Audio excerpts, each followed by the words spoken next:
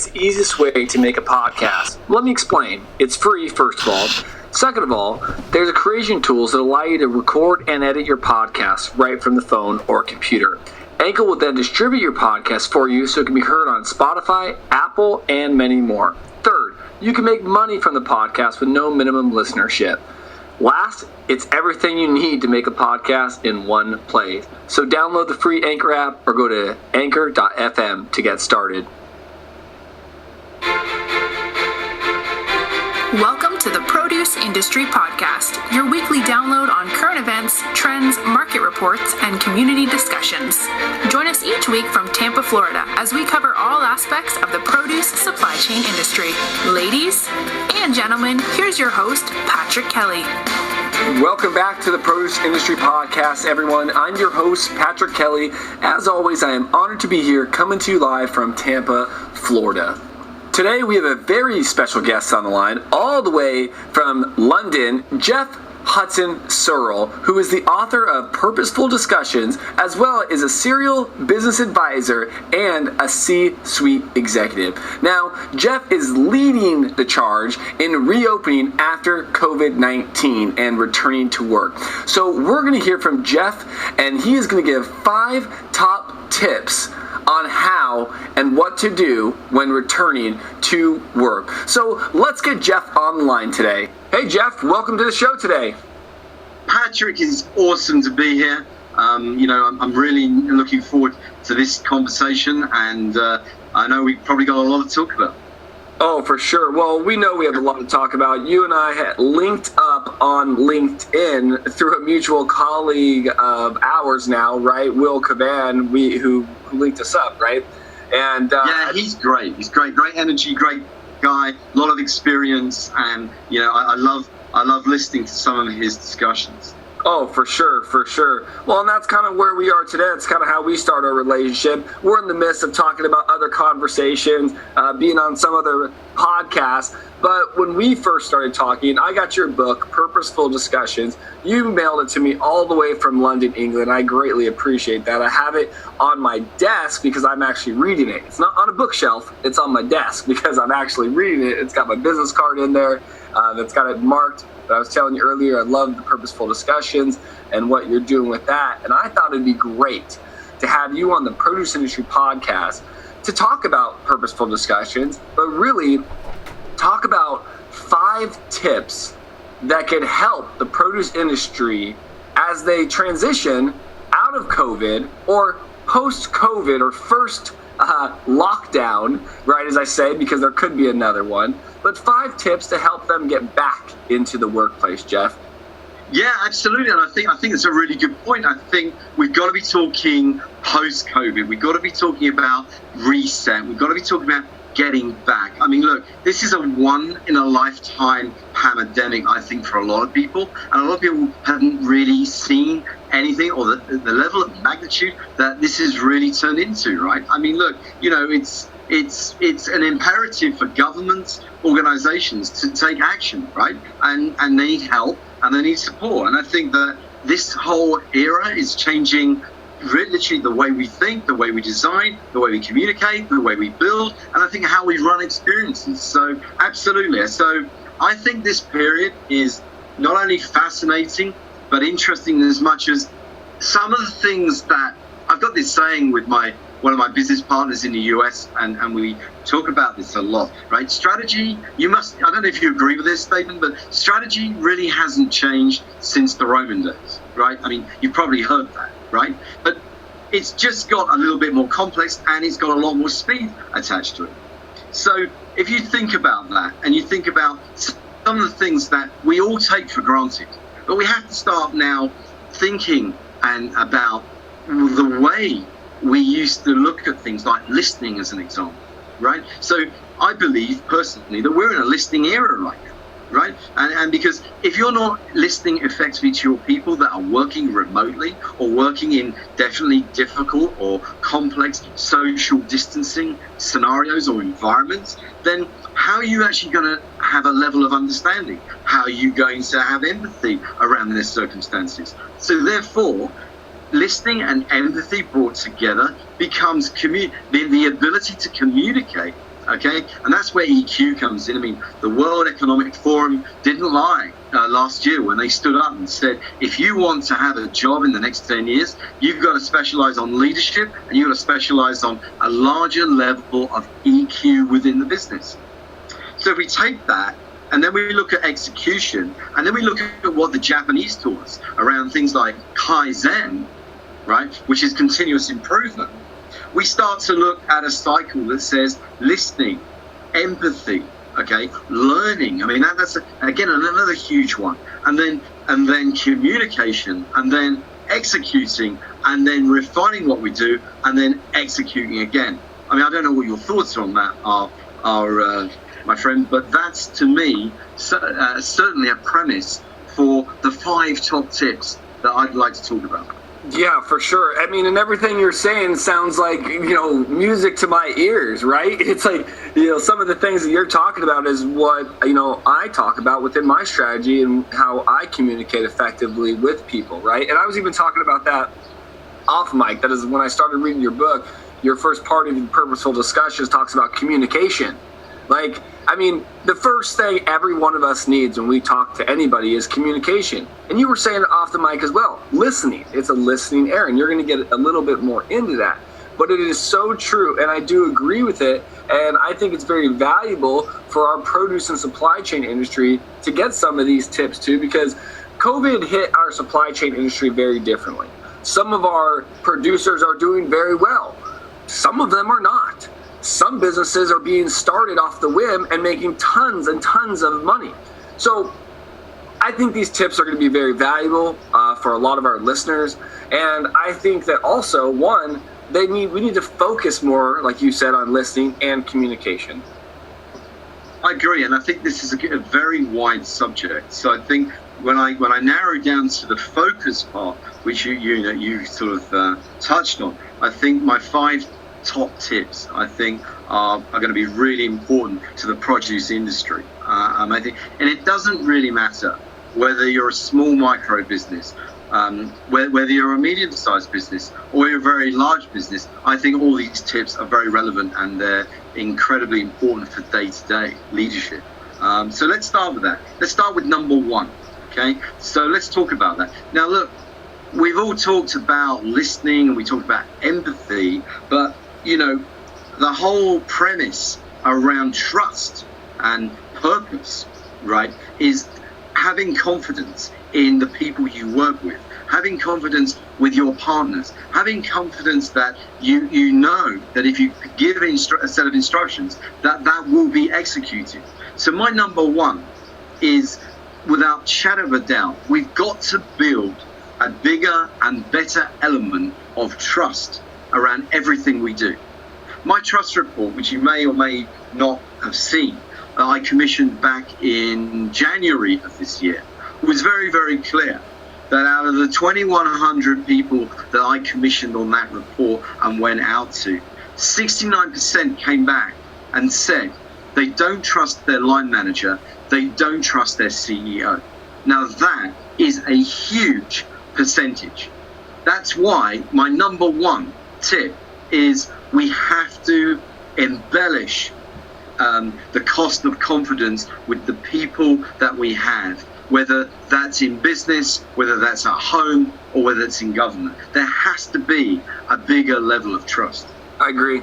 I 100% agree. And one thing that I talk about in my book, Millennial Boom, is people walk a fine line of confidence and arrogance, but it's okay to be confident. So you got to understand that in business, in life, be a little bit confident, be a little bit bold. You'll be able to move a little bit, I would say not quicker, but at your desired rate.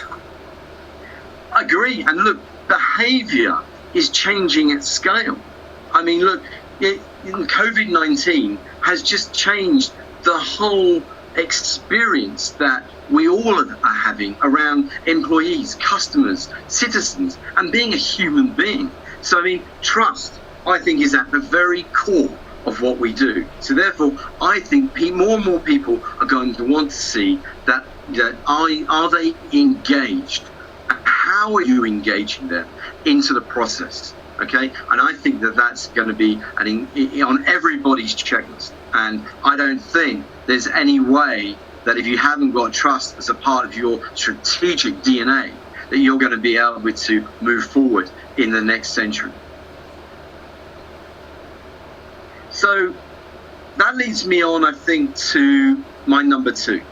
And, we've been talking about how we can operate more effectively in what I call the virtual century or the virtual world, or effectively our online presence.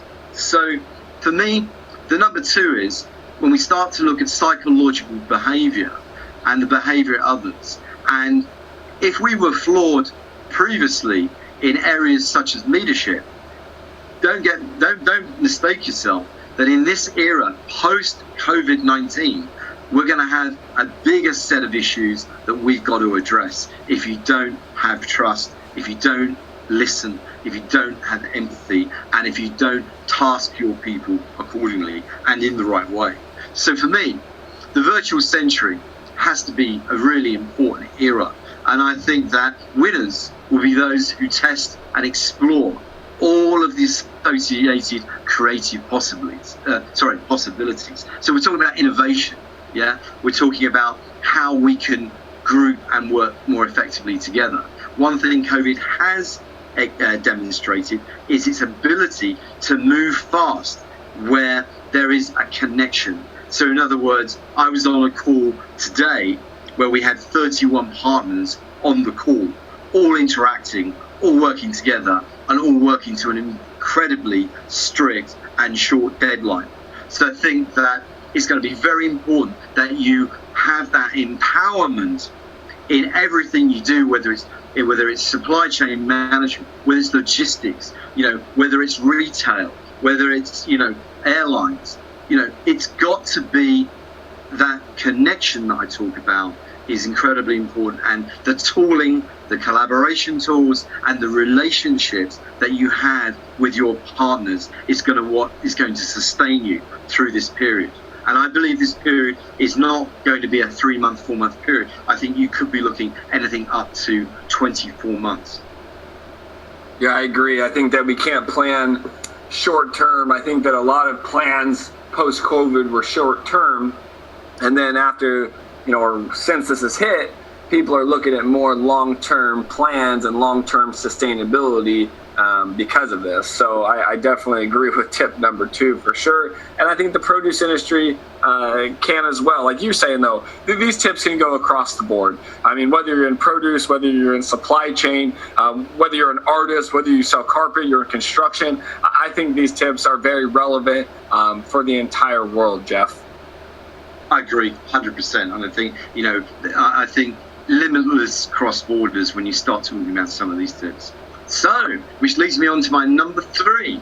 So look, I think health and well-being is really important. And I think that in order for you to sustain the level of focus and the level of attention to detail in everything you do, that number 3 has got to be that every business has got to be in the health business, because you're only going to be as good and healthy as well as your employees are going to be engaged. And if you're looking at long periods of time, morning, noon, and night, and you're pushing your employees for bigger and better results, then it's very important that as far as health is concerned, they have a good state of mind.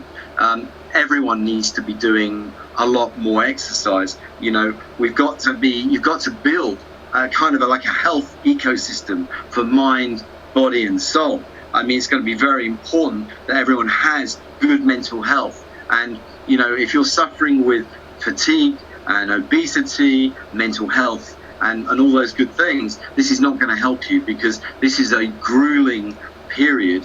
And what we're going to see in this new era is the speed of what we're dealing with is going to become faster, and it's going to become stronger. And all of the people that you have, or maybe this is a period where you need to reset and evaluate your people that are in this period, that maybe they're not the right people going forward. Maybe when you reset your strategy, that the health and well-being of a new kind of person is required in order to take the business forward.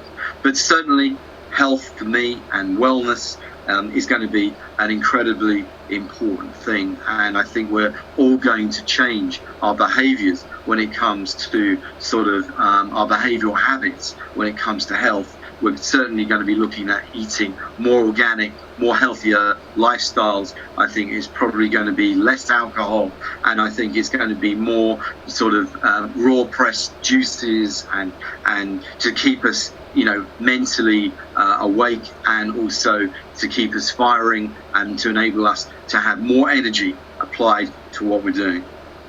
Yeah, health and family is a big one. I talk about that, and we talked about that in one of our other talks is, marriage and family is huge. Health and wellness is huge because it's a balance. I mean, back in the days, as I always used to say, the boomers didn't have a work-life balance, right? It was all about work, right? And I think that plays a huge toll with COVID today, because working out of our homes, like Geoff, I've always worked out of my home. Even when I worked for corporate, they still allowed me to work out of my house. So it's very interesting because I've always worked out of my home. So yes, do I get yelled at sometimes on when to turn it off? Yes, but that's the funny thing. My passion goes along with my work. So I could be sitting there watching TV and see something with onions and text my buddy that does onions and say, hey, I've got a great idea. And it's just because that's my passion, right? And to me, it's like I don't think about it as work. I just think about it as another fun and engaging activity to do, right? Do I get paid for some of this stuff? Of course I do. Of course I do. But I think that it's huge. I think that we have to learn when to stop.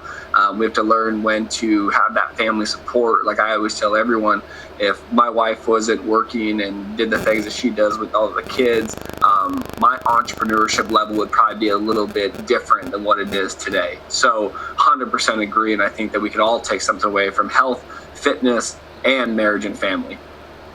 I agree 100% with you, Patrick, which kind of leads very nicely into my number 4. I mean, I'm probably going to show my age now. But back in the 90s, back in the mid-90s, Digital Equipment Corporation, or DEC as you probably understood it there, came out with a really great, interesting statement. They came out for the first time with this new message. Does a home office business, okay? And this was back in the 90s, so nothing new, right? I mean, people have worked from home. I've traveled immensely in my life around the world. Whether it's a hotel room I've got to finish a presentation on, or a strategic document at 2 o'clock in the morning, whether it's working from home and working through the night, whether it's in an office routine where we're locked down trying to do a merger and acquisition deal, the work has to be done. We're not talking about activity here, we're talking about productivity. There is a difference. Working hard doesn't necessarily mean that you're productive. It just means that you're working. So I think it's very clear that this era as well is going to have a big wake-up call in terms of, tasking, execution, strategy to execution. And I think that on my number 4, I use the analogy, isolation, okay, has a grand cocooning. All right, we're cocooned when you think about it. And what we need to do, we need to be additionally here. We need to be a lot more creative. There's definitely a lot more meaningfulness that's going to come, as you said, with support from working from home, and some of that carries a price premium. You don't have that commute of 3 hours a day. There's not going to be the stress of having a car accident. You're going to be a lot more productive. The speed at which you're going to be able to operate is going to be faster. So I think it's really important that we create more time at home, which has meaning and it has relevance, rather than just working on a treadmill, on the next train, on the next highway, talking to 3 people at the same time, trying to email and text while you're going to the next meeting, trying to wrap up things and actually focus. Being cocooned, as I use it, at a home location means a lot more meaning, but it can mean a lot more focus. And if you're driving performance, it means you're going to be able to drive a lot faster and an awful lot better. Yep, you're right. You are 100% right. I love that. I love that analogy too. I thought about that when I used to work for corporate, and I loved working for corporate, just so you know, Geoff. It was a great time for me, but just didn't work out, right? As I always say, things that don't work out always lead you to your future success. So, but I always thought about that because we had a room, or it was the technology sector, and they would have treadmills with computers on it. So you were able to do your work while working out at work, right? Look at that. You're able to do your work while working out at work, right? So, but it reminded me of that. And I don't think that's healthy either, though. I don't think just getting on a treadmill and still doing your work is healthy. Do I believe? Yes. Getting out of the office and going for a walk and maybe throwing in the earbuds and putting on a podcast or listening to something that's not in that work environment. Yeah, just like myself. I mean, when I try to de-stress from being at the house, I go and take the dog for a walk, right? I don't go to another area in the house and grab another computer or walk the dog around the house while listening to something. Am I right? I mean, so I think that's something. You made me think of that because I'm sitting there going, it's kind of like a hamster wheel. They got you. You're still working. You're still working. You know what I mean? I had that analogy, Patrick, that, London is basically 8 million hamsters on a hamster's wheel running around, but no one's connecting. No one's connected at all. No one's connected at all, right? They're just running around on a hamster wheel. And that what you just said connected with me straight away. Amazing. Okay, folks, so my tip number 5. So my tip number 5 is the whole basis of what your life journey should really be about and what your entrepreneurial business journey should be about, or your corporate journey should be about. We're talking right now about number 5. Number 5 is purpose. It's the reinvention of authority. Okay, so some organizations have now started, believe it or not, to look at how or when they could hire a chief purpose officer to manage this piece. We've talked about trust, we've talked about confidence, we've talked about listening, we've talked about empathy, we've talked about wellness, health and safety, for a better word. We've talked about remote working, we've talked about the meaningfulness of being cocooned or locked down at home during this period, but it's all going to have purpose and it's all going to have meaning, right? So you've got to define what your purpose is, and it isn't just a buzzword that you can just put on an internet website and hope that people are going to understand it. This is a living, breathing document. This is why you get up in the morning. That's why you do those long days. Because it's not just about profit to succeed.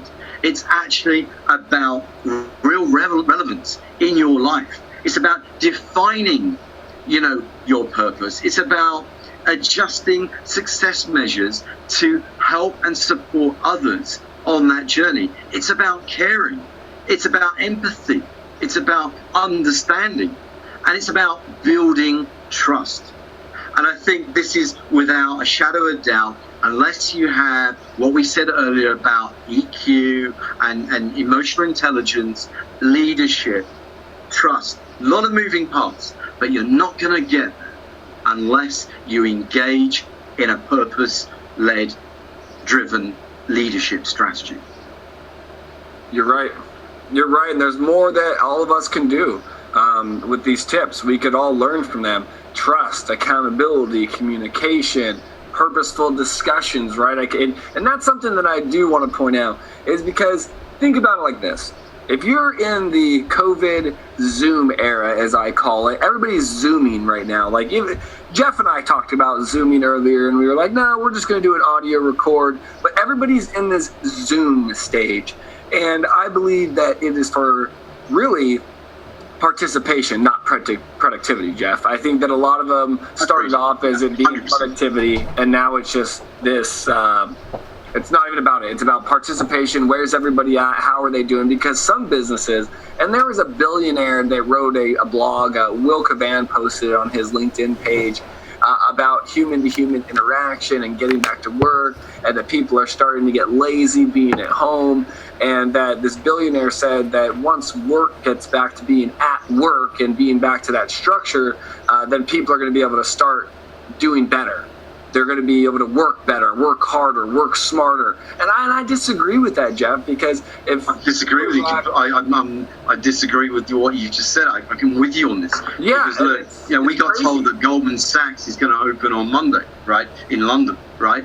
But that doesn't mean it's going to change productivity.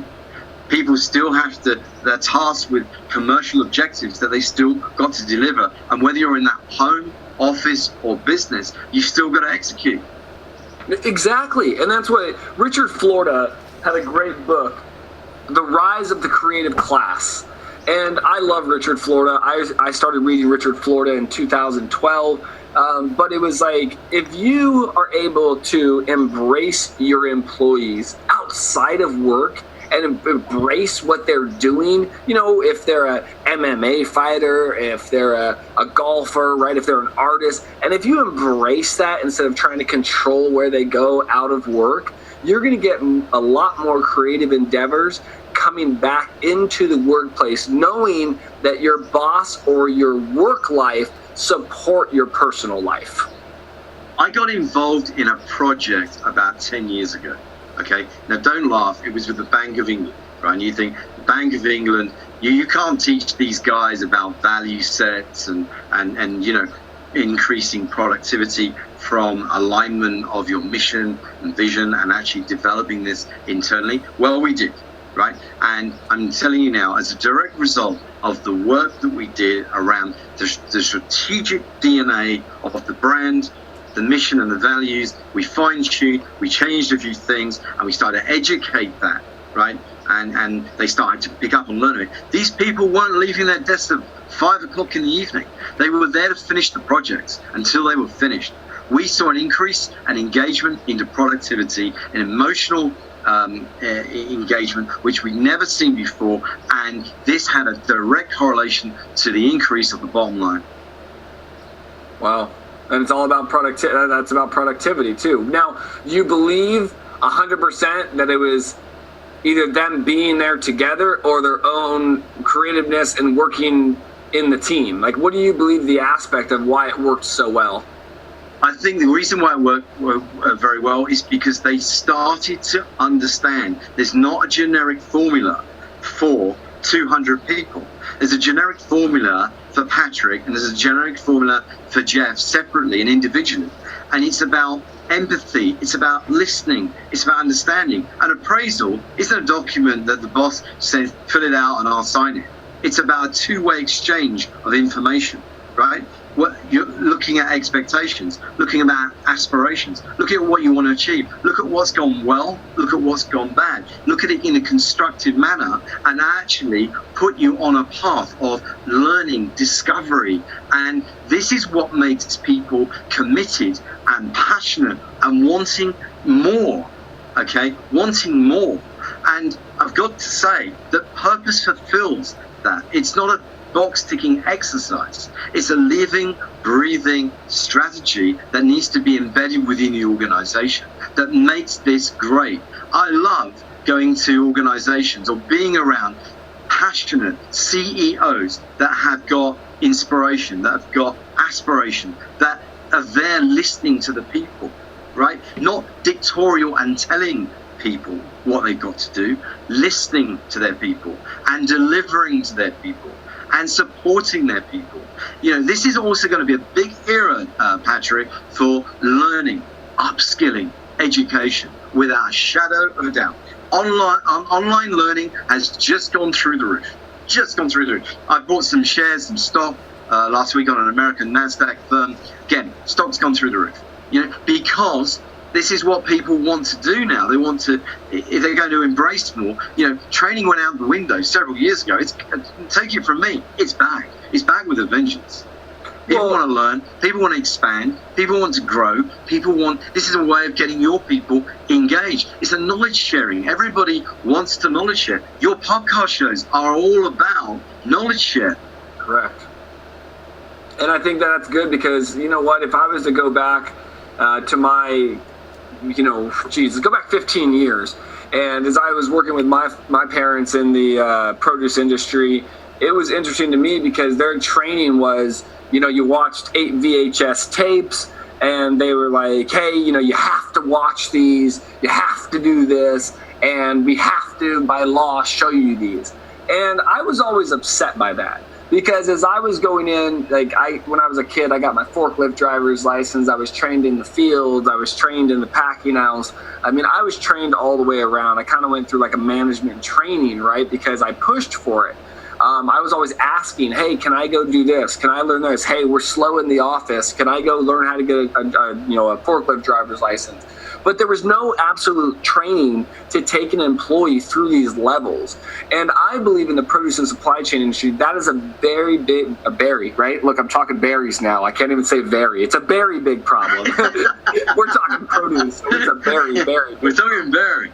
We're talking all things berries. But I think it's a very big problem because, when I went to work for corporate, I think that corporate depending on who they are, have a way of looking at things and how they train, and did a very good job in training all aspects of the business.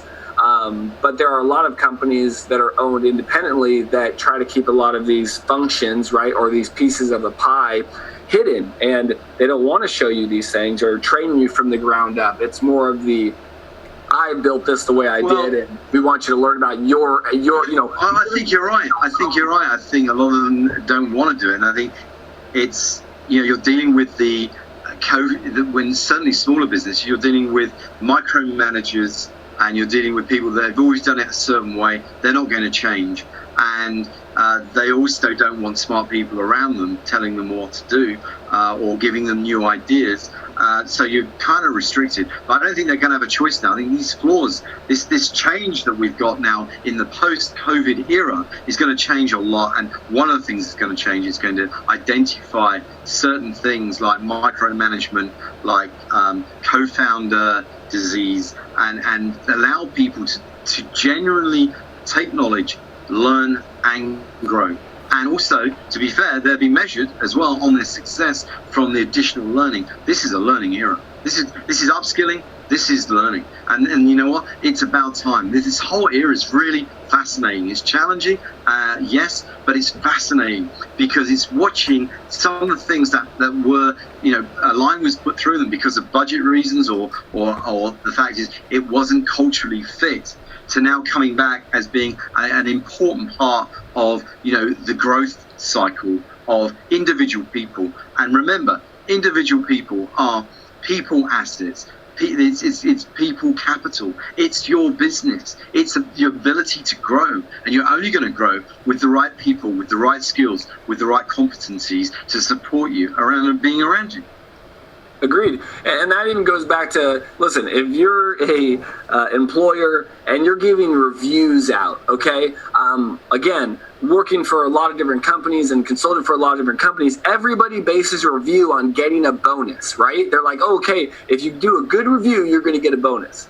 Stop thinking that. Get that out of your mind as an employer. Your review is supposed to be to help your employee with a lot of the tips that Geoff just talked about. EQ, right? EI, all these different things, communication, transparency. So when you're doing these reviews, yes, we'd love to see, and as an employer, I've been an employer, I've given people bonuses, so I've been in that world, but really the employees, your employees want to know that they're doing a good job, and money always isn't a factor for everyone to let them know they're doing a good job. And then if they don't get money, they think they're doing a bad job. So when you're reviewing and training these employees, know that you want to build them up as the best possible person they can be within your organization, knowing that they will be loyal to you, your organization, and the organization is loyal to them. 100%. And look, whilst this period is really uncertain on a daily basis, I think there's some great tips here. But I also want to remind you folks listening here today that the futurists and when you listen to CNN or you listen to CNBC or Fox and they talk about futurists, let me just remind you of a couple of things. 1936, A rocket will never be able to leave the Earth's atmosphere. That was the New York Times in 1936, right? We talked about George Orwell's 1984 telescreens, which, without a shadow of a doubt, today is CCTV, agreed. But there was also, in the 1981 novel, there was a virus called Wuhan 400. Well, interesting, huh? Interesting. So all I'm to say is the future is in your hands, and the future is what you make it, irrespective of the circumstances. We've got to wait and see, and we've got to see how COVID-19 is going to pan out. But one thing's for sure, it's changing, and it's changing fast. There was a very successful Bulgarian writer who wrote on the subject of change, and she said, her name was Maris Popova, and she said, on the pre-sea of any great change, we can see with terrifying clarity the familiar firm footing we stand to lose. But we feel the abyss of the unfamiliar before us with dread at the potential loss rather than jubilation over the potential gain of gladness and gratifications we fail to envisage because we haven't yet experienced them. Well, I say, let's experience them.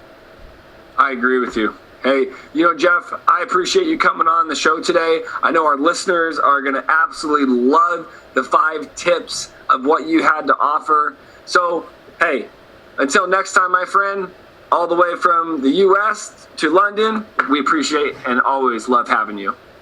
Patrick, love being here with you. Love the conversation. Can't wait to get back. So everyone listening here in the U.S., I wish you a happy, safe week, and do take those tips. And if you need to speak to me directly, you know where to find me. Yeah, Geoff, real quick, just because I didn't, could you give them your information of where can we find you and where can we find your book? Absolutely. So I think the easiest thing for this podcast show is go to Purposeful Discussions.book.com. You'll find all my contact details. You can contact me directly from that website. Alternatively, freedomafterthesharks.com. And my book is readily available on Amazon.com, Barnes & Noble, and all the regular sites. And again, the book is called Purposeful Discussions. But if you feel that you'd like to speak to me direct, please don't hesitate to contact me. I do respond to all my emails. Awesome, Geoff. Well, thanks, and we appreciate you coming in today. Thank you, Patrick. Have a great day. You've been listening to the Produce Industry Podcast with Patrick Kelly. Be sure to subscribe on iTunes or Anchor to get new, fresh weekly episodes. For more, please follow us on Instagram and Facebook at the Produce Industry Podcast. Until next time, see you in the fields or on the horizon.